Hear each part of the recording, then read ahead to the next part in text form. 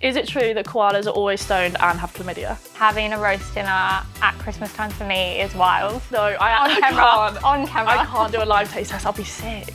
Who started this? This is the ultimate work and travel guide, your shortcut to everything working holiday visas, taking a gap year, and pretty much anything to do with getting out of your hometown. And I'm with Ellie, who is living proof that taking a gap year is a valid personality trait. Hey, it is true. I've been here nearly 2 years. I'm with Chloe and she is obviously our token Aussie because she doesn't wear shoes ever and she loves a chocolate bar, a cherry ripe, whatever that is. So obviously I have been here nearly 2 years and one of the things that I've definitely struggled with is Aussie slang. Every single word either has an O on the end or is shortened. We're talking servo, bottolo, arvo. What do they even mean? Like, why the O on the end? I think Australians are just lazy and we want to shorten every word as short as possible. So like servo, service station, petrol station, whatever you call it, ambo, ambulance, deso, designated driver. It's just easier to say. No, obviously it makes loads of sense. I also think from being from the UK, we look at Aussies, we hear Aussies and we think that every other word is like throwing a shrimp on the barbie. How often would you say that you actually say that? Firstly, it's not throw shrimp on the barbie at all. We don't say that as Australians. It's a prawn. A shrimp is a prawn. We call it a prawn. I think it was just completely made up for an ad and no one says it here.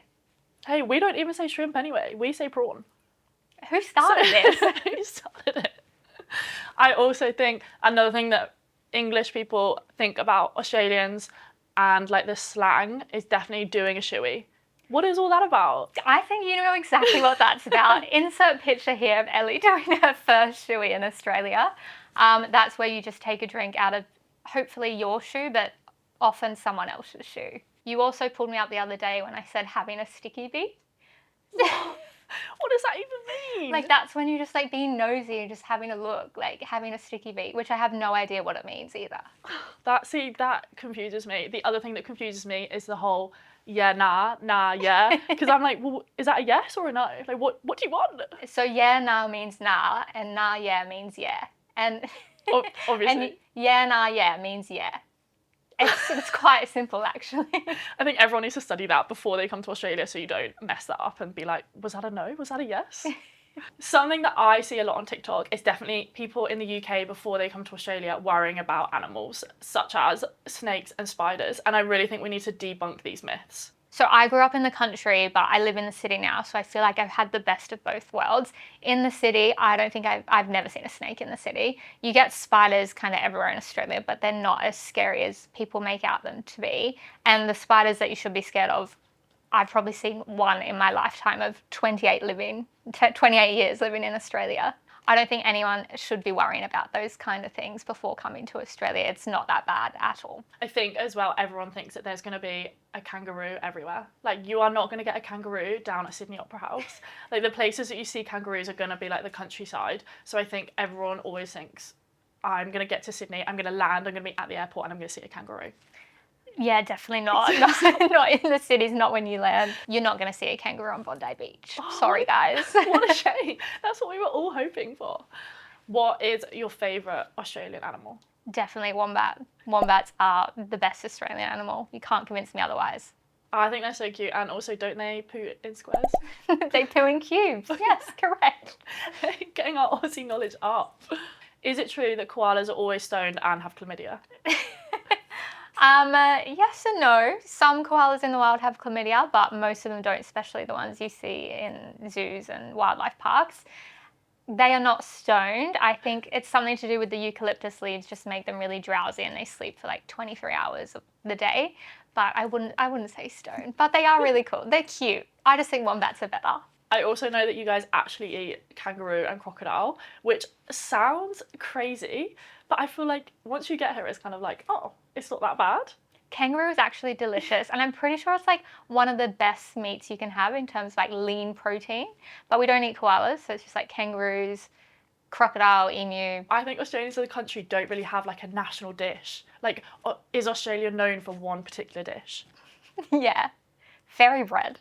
Oh, no, that doesn't count. I think fairy bread is an Australian staple dish. Fairy bread or like a meat pie that you have for breakfast.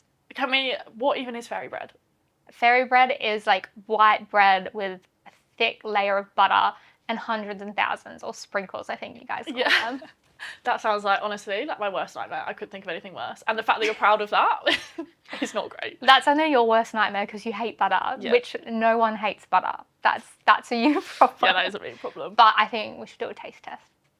No, I can't. On camera. I can't do a live taste test. I'll be sick. We can't show that. You've got to do it. Funny. I think we should do a taste test of cherry ripes and Tim Tams.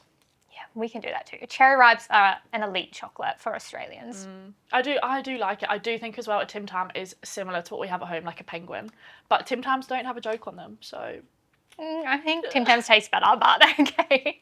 Okay, we'll leave that one. Someone send in some penguins and we'll decide. The range of chocolates that you have in Australia is so much bigger and better than at home. Like, you can get Marvellous Creations mixed with caramel.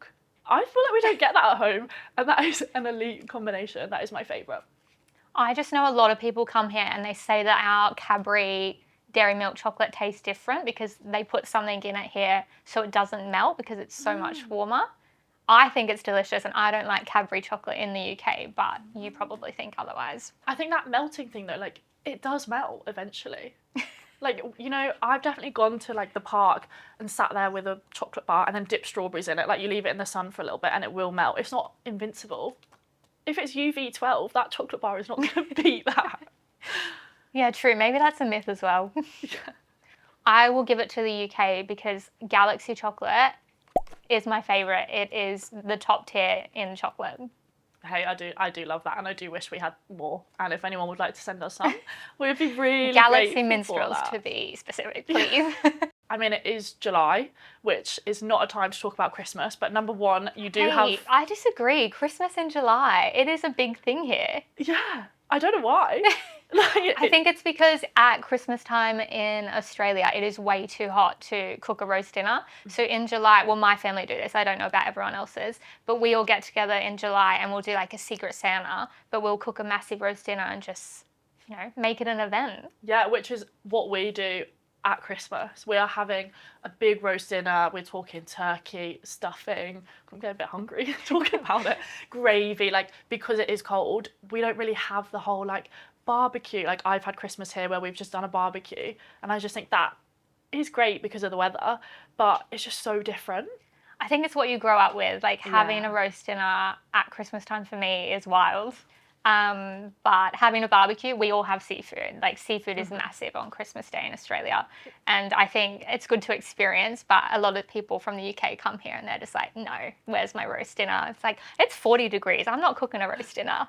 And also, there's no shrimps on the barbie at Christmas. No, there's no shrimps on the barbie. It's a lie. There's never any shrimps on the barbie, apparently. When I moved here, I didn't realise the amount of people who are up before the sun has risen. Like, if you are up at 8 a.m, you are lazy. That is late. You have to be up at 5 a.m. You have to run 10K. You don't have to do this, by the way, sorry. But everybody is up. They are busy. They are productive. They have that sort of life before work. Yeah, the 5 till 9 before your 9 till 5 or something, 5 a.m. club. I don't run personally, but it's a massive thing. You go down to Bondi Beach before the sun has come up and it's packed. Like, it is packed in Sydney. And then along the East Coast, I think a lot of people get up, especially traveling, because the sun rises on the East Coast. So it is nice to see. And it's also not grey and gloomy like England. That's the thing, I think in England, nobody wants to be up before their 9 to 5 because it's just grey and it's raining. But here, it's a gorgeous sunrise. You can go get a little coffee. Also, all the coffee shops are open 6 a.m, maybe even 5:30 a.m, because it is so busy at the beaches. I think as well, the after work, everybody is still busy. Like, they're going for their after work swims. Like, just because you work a 9 to 5, it doesn't matter. Everyone is busy. They're still going out. They're still making the most of their day because they can and because there is so much to do here. One of the biggest things I found in the UK when I was there was that if you're getting up and you're going to work at 9 and you're back at 5, you're getting up and it's dark, and you're getting home and it's dark. And I think that has a lot to do with like the lifestyle differences here. Yeah, that is so true. I think I wouldn't want to do anything. I want to go home. Like, I want to be in bed. But I think here, I don't even swim that much, but do I want to go for a sunrise swim? Absolutely. Do I want to get a morning coffee? Absolutely. I will be there. When we went up Mount Tomaree, I found that everyone is so nice. Every single person on the way up is going, how's it going? Hi, how are you? Not far to the top. I think if you went for a walk in England, it'd be silence, or they'd be like, turn around. Like, it would just be so negative. And I think that is something that represents Aussies really well. Like, everyone is chatty, they'll speak to you. I speak to anyone on the bus. Like, everyone's chit-chatting. I'm thinking, God, we're going. I did realise when I was in London, and if you're walking down the street, someone bumps into you, they just keep walking. Yeah. If I bump into someone down the street here, I'm like, oh my God, I'm so sorry. And they're like, no, I'm so sorry. Actually nice. They And actually want to talk. Like, I don't think people from the UK are mean or anything, but it's just a different way of life there. And, you know, Australians are chatty, like when we're going for a walk, like you said, like, hey, how you going? And I've had people, especially when I was a group leader, walking with me and they're like, oh, you know them? I'm like, no, No. just saying hey. Also, like, it's just so polite. My favourite thing when I went to England was the pub culture.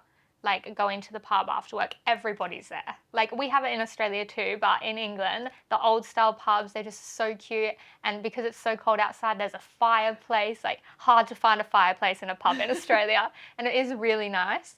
A lot of people don't realise when they come here how big Australia actually is.